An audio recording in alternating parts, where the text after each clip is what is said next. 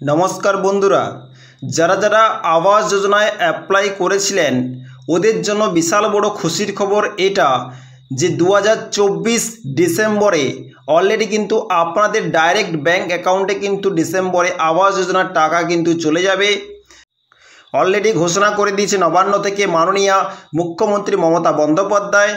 তো যারা যারা ঘরের টাকা পেতে চলেছেন ওদের জন্য সরকার থেকে কিন্তু নতুন একটা গাইডলাইন জারি করেছে, আর ওই গাইডলাইন কিন্তু আপনাদের সবাইকে মানতে হবে।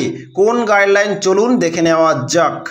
যে সমস্ত ব্যক্তি আমার চ্যানেলে নতুন তো অবশ্যই ওরা সাবস্ক্রাইব করে বেল আইকন নোটিফিকেশন অল করে দেবেন।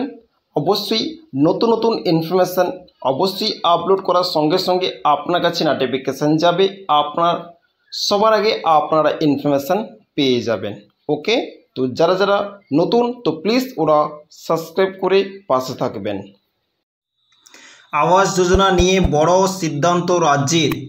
आवास योजना নিয়ে কিন্তু বিশাল বড় সিদ্ধান্ত নিয়েছে রাজ্যের।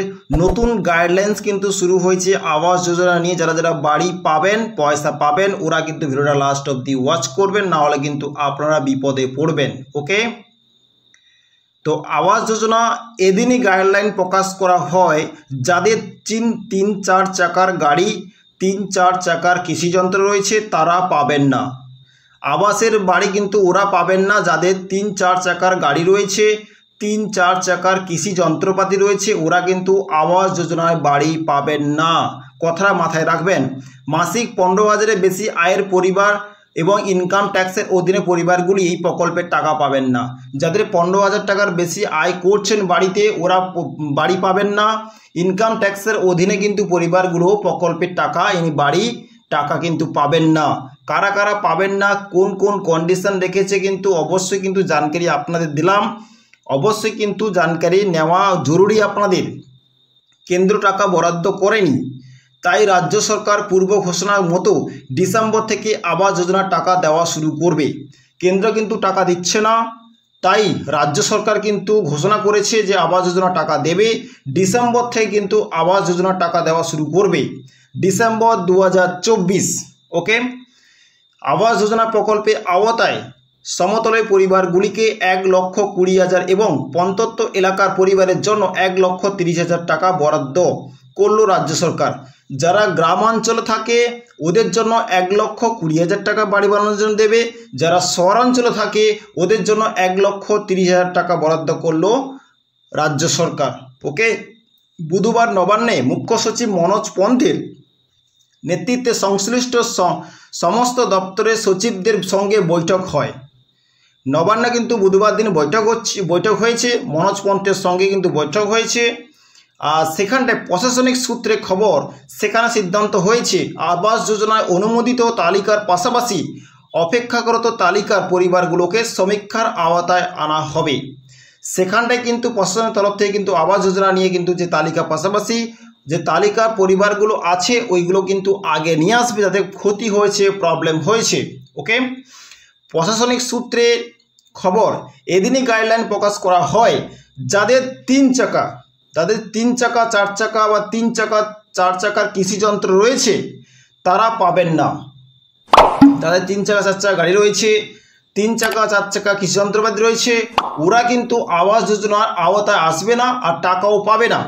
মাসিক 15,000-এর বেশি আয়ের পরিবার এবং ইনকাম ট্যাক্সের অধীনে পরিবারগুলি এবং প্রকল্পের টাকা পাবেন না। যারা 15,000 টাকার বেশি ইনকাম করছে, ইনকাম ট্যাক্সের আওতায় আছে, ওরা কিন্তু আবাসের টাকা পাবেন না, বাড়িও পাবেন না। পাশাপাশি যাদের 2.5 একর বা তার বেশি শেষযুক্ত কৃষি জমি আছে এবং যাদের 5 একর অশেষযুক্ত কৃষি জমি রয়েছে তারা এই প্রকল্পে আওতায় আসবেন না। যাদের কিন্তু যাদের বাড়িতে 2.5 একর কৃষি জমি রয়েছে, 5 একরে কিন্তু কৃষি জমি রয়েছে, ওরা কিন্তু এই প্রকল্পের আওতায় আসবেও না আর आवास যোজনা টাকাও পাবেন না। অর্থাৎ যাদের নাম आवास যোজনার তালিকায় রয়েছে তারা আদৌ বাড়ি পাবেন কি না তা খতিয়ে দেখতে এই এসপিও টাকা দেওয়া হবে 2 দফায়।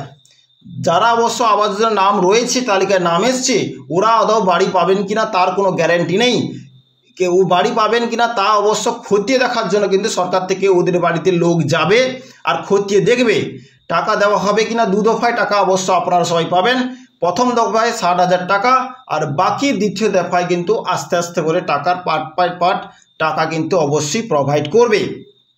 21 অক্টোবর থেকে 30 অক্টোবর পর্যন্ত বাড়ি বাড়ি সমীক্ষা করতে হবে। 21 অক্টোবর, এটা কিন্তু অক্টোবর মাস চলছে, আর 21 অক্টোবর থেকে কিন্তু রিসেন্ট 21 অক্টোবর থেকে 30 অক্টোবর পর্যন্ত সবার যাদের যাদের বাড়ির নাম এসছে প্রত্যেক বাড়িতে বাড়িতে কিন্তু সরকার থেকে লোক যাবে আর সমীক্ষা করবে, যাচাই করবে, চেক করবে। 14 নভেম্বরের মধ্যে ক্রস চেকিং কাজ শেষ করতে হবে। নভেম্বর 14 তারিখের মধ্যে কিন্তু সমস্ত চেকিংয়ের যারা যারা চেক করতে গেছিলো, সমীক্ষা করতে গেছিলো বাড়ি বাড়িতে গিয়ে সমস্ত রকম রিপোর্ট কিন্তু চেক করে দিতে হবে সরকারকে। 21 থেকে 27 নভেম্বরের মধ্যে বিডিও, এসডিও, জেলা শাসকের অফিসের সামনে এবং ওয়েবসাইটের তালিকা দেওয়া থাকবে।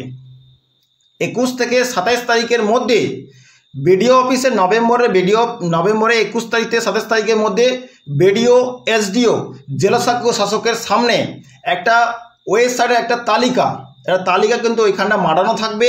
কাদের কাদের নাম এসছে, কারা অবশ্য পাবে, সমস্ত রকম রেকর্ড কিন্তু ওইখানটা বিডিও, এসডিও, জেলা শাসকের অফিসে কিন্তু সামনে কিন্তু টাঙানো থাকবে।